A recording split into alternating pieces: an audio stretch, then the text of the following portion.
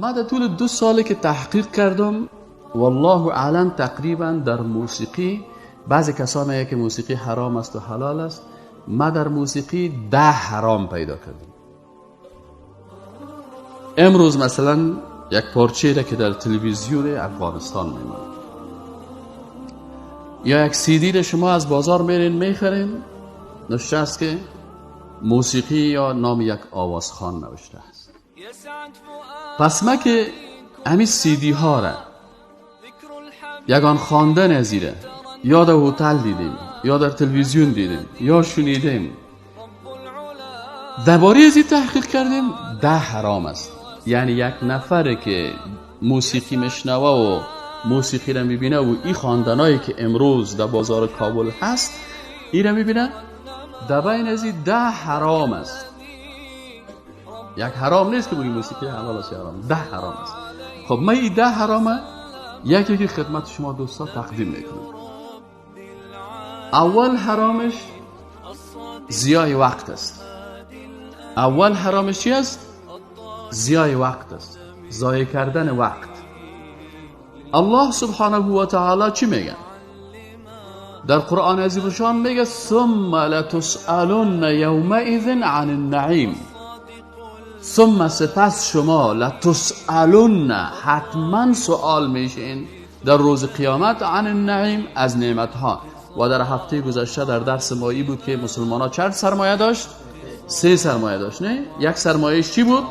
وقتش بود، یکیش مالش بود و سومیش انرژیش بود. اینو در هفته گذشته ما شما کنیم. خب یکی از سرمایه های بسیار مهم مسلمان چی است؟ وقتش است.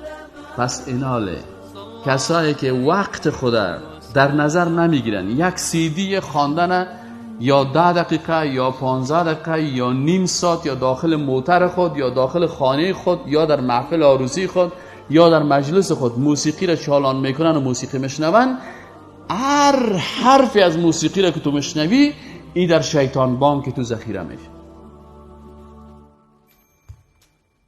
و از هر دقیقه از اون محاسبه میشی. دقیقه عمرت در چی مصرف کردی؟ در چی مصرف کردی؟ در موسیقی؟ آیا الله برات اجازه میده که این موسیقی رو ببینی؟ پس وقتی که موسیقی را علما گفتن که این حالات چه که من بهتون میگم وقتی که حرام شد با این دلایل کل، پس وقتی که در بین عزیزای میشه هر ثانیه عمر شما در غضب الله جل جلاله. این حال بازه که تو جوان مسلمان عروسی میکنی، ازدواج میکنی و در عروسی 400 یا 500 نفر خبر میکنی و 5 ساعت 6 ساعت وقت از اینا رو میکنی، ای باز 500 نفر وقت ضرب 5 ساعت میشن 5 5 25، یعنی 2500 ساعت تو در عذاب الهی سپری کردی، خود هم در غضب خدا گرفتار کردی و کسایی که در محفلت هم هست. و 2500 ساعت ضرب 60 دقیقه بکن، با ضرب 60 ثانیه بکن، باز یونتای عمر خودت و دیگرها را که در روز قیامت 500 نفر شهادت بده که پروردگارا 5 ساعت وقت مرا ای در معصیت الهی مصروف ساخته. پس اول حرام بودنش چی است؟ ضیاع وقت است. از این خاطر سرمایه مسلمان وقت است و کسایی که موسیقی میشنون بزرگترین جرمی که میکنن وقت خود تلف میکنن و انسان مسلمان باید ثانیه شماری بکنه. ثانیه شماری بکنه. چرا الله در قرآن چندین جای قسم یاد کرده که والعصر والضحى واللیل ولیال عشر والشفع والفجر، کلی آیات شما سعی کنین که الله قسم یاد میکنه به خاطر ازی که تو انسان مسلمان متوجه ثانیه ثانیه از عمرت شدی.